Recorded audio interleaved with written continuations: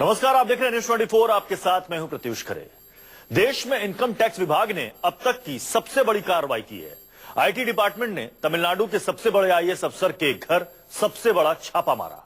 देश में शायद पहली बार राज्य के सबसे बड़े अधिकारी के खिलाफ इस तरह की कार्रवाई की गई है। इस छापेमारी के तार ब्लैक मनी के बादशाह शेखर रेड्डी से जोड़े जा रहे हैं, लेकिन आईटी की इतनी बड़ी कार्रवाई से हर कोई हैरान है। आज देखिए आईएएस अफसर का ब्लैक मनी कनेक्शन।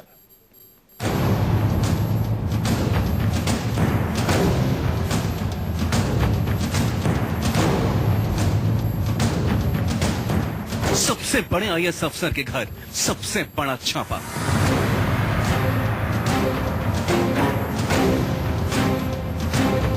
नोटबंदी के बीच नींद से उठाकर पूछताछ।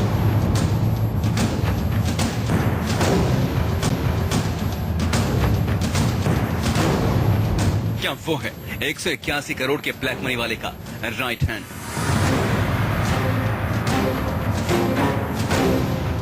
क्या है आईएएस अफसर का ब्लैक मनी कनेक्शन? देश में पहली बार इनकम टैक्स डिपार्टमेंट ने राज्य के सबसे बड़े आईएएस अफसर के घर छापा मारा है। यह है तमिलनाडु के मुख्य सचिव राम मोहन राव। राम मोहन राव के घर सुबह करीब 5:15 बजे से लगातार छापेमारी की कार्रवाई चल रही है। यह है चेन्नई के अन्ना नगर में मौजूद राम मोहन राव का घर। सुबह से ही राम मोहन राव के घर के बाहर इस तरफ मीडिया और पैरामिलिट्री फोर्स का जमावड़ा लगा रहा।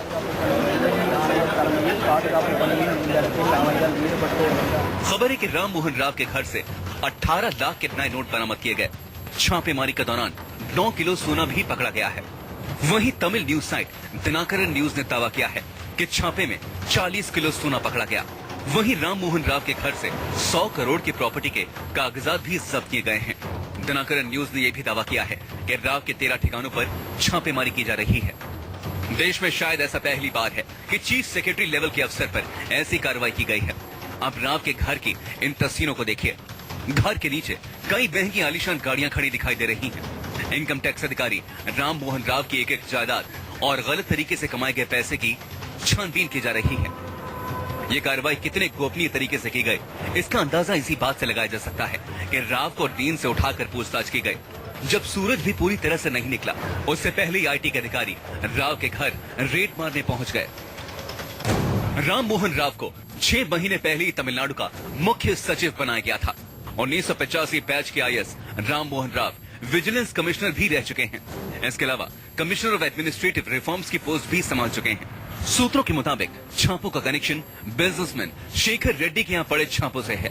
आपको बता दें कि शेखर रेड्डी के यहाँ छापे में 127 किलो सोना और 181 करोड़ रुपए के ब्लैक मनी जब्त की गई थी। कहा जा रहा है कि न केवल राम मोहन राव बल्कि उनके बेटे के भी शेखर रेड्डी के साथ व्यापारिक संबंधों का पता चला है। साथ ही इन तीनों की कॉल रिकॉर्डिंग में भी कई बार तीनों के बीच बिजनेस डील की बातचीत के आधार पर इस कार्रवाई को अंजाम दिया गया है।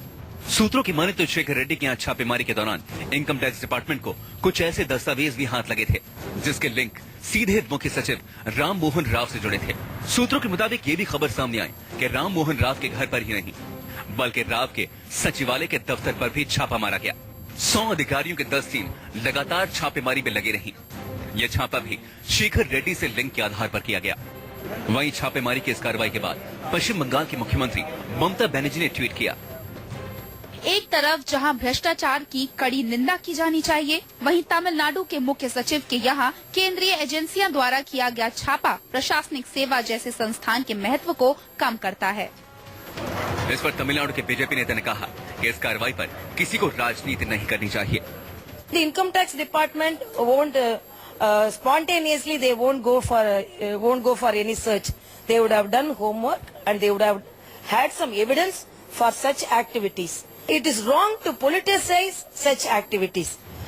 वहीं डीएमके ने इस फैसले का स्वागत करते हुए कहा कि भ्रष्ट अधिकारियों के खिलाफ कार्रवाई होनी चाहिए। वैसे तमिलनाडु में मुख्य सचिव के खिलाफ इस कार्रवाई ने हर किसी को हैरान कर दिया है। पहले शेखर रेड्डी और अब राम मोहन राव के खिलाफ कार्रवाई के बाद ये माना जा रहा है कि सत्ता पर काबिज एआईएडीएमके के कुछ और बड़े नेता भी आयकर विभाग के निशाने पर आ सकते हैं, क्योंकि शेखर रेड्डी को नौकरशाहों के साथ साथ एआईएडीएमके के भी काफी करीब माना जाता है। केजे श्रीवत्सन के साथ मेरी रिपोर्ट, न्यूज 24।